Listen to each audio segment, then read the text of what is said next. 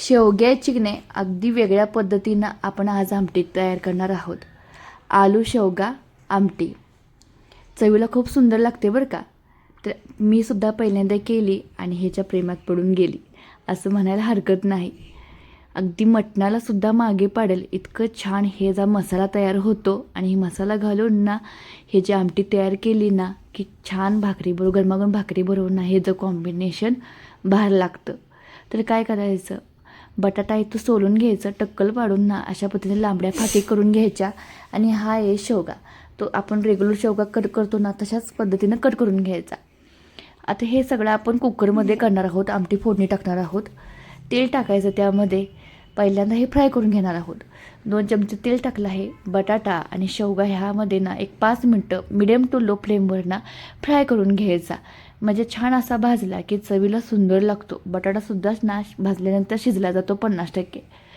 थंड करायसाठी ठेवायचा. आपण इथं मसाला घेतला आहे, खोबरं घेतलं आहे, लसूण घ्यायचा भरपूर आणि कोथिंबीर स्वच्छ धुवून घ्यायची. आता पावसाळ्याचे दिवस चालू आहेत, चिखल असल्यामुळं सगळे माळवं धुवून घ्या. ठीक आहे, सगळं आपण बारीक करून घेतलं आहे मिक्सरमधून. आणि आता हे सगळं आपण बटाटा आणि शेवगा आहे तो एका ताटामध्ये काढून घ्यायचा. आणि ह्या तेलामध्ये आपण फोडणी देणार आहोत. पाणी गरम करायला ठेवलं होतं ते सुद्धा बाजूला ठेवायचं. पाणी गरम वापरा, म्हणजे शेवगा आहे तो लवकर शिजला जातो, शिट्ट्या लवकर होतात. शेवगा लगेच म्हणजे गिर होत नाही, म्हणजे जास्त शिजला जात नाही. त्यामध्ये 1 चमचा तेल घातलं आहे. मोहरी घालायचं.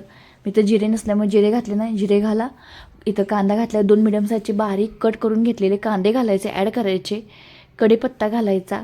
कढीपत्ता, कांदा, मोहरी चांगलं भाजत आलं की त्यामध्ये आपण जे वाटण करून घेतलं होतं लसूण, कोथिंबीर आणि खोबऱ्याचं ते ह्यामध्ये ॲड करायचं. ते सगळा मसाला आहे तो छान असा परतून घ्यायचा, तेलामध्ये भाजून घ्यायचा. म्हणजे ह्याचा कच्चा स्वाद आहे त्या आमटीला लागणार असला पाहिजे. तेलामध्ये भाजून झाला की त्यामध्ये हळद घालायची, धना जिरा पावडर घालायची आणि लाल तिखट आहे ते आपल्या आवडीनुसार करायचे. तुम्हाला झणझणीत हवे असेल तर आणखी थोडंसं लाल तिखट ॲड केलं तर चालेल. म्हणजे आपला हा कांदा लसूण मसाला, ह्याला चटणीसुद्धा म्हटलं जातं. हा मसाला छान असा परतून झाला की त्यामध्ये आपण शेवगा आणि बटाटा जो फ्राय करून घेतला होता स्टार्टला तो ह्यामध्ये ॲड करायचा.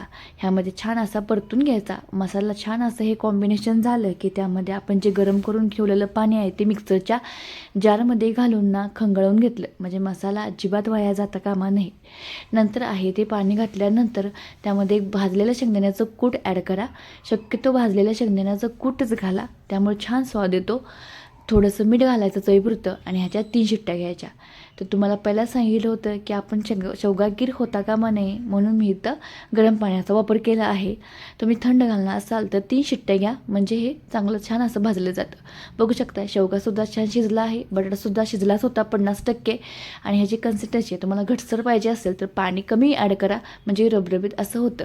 पण मला गरमागरम भाकरीबरोबर कुस्कून खायचं होतं म्हणून हे तयार केलं आहे. धन्यवाद.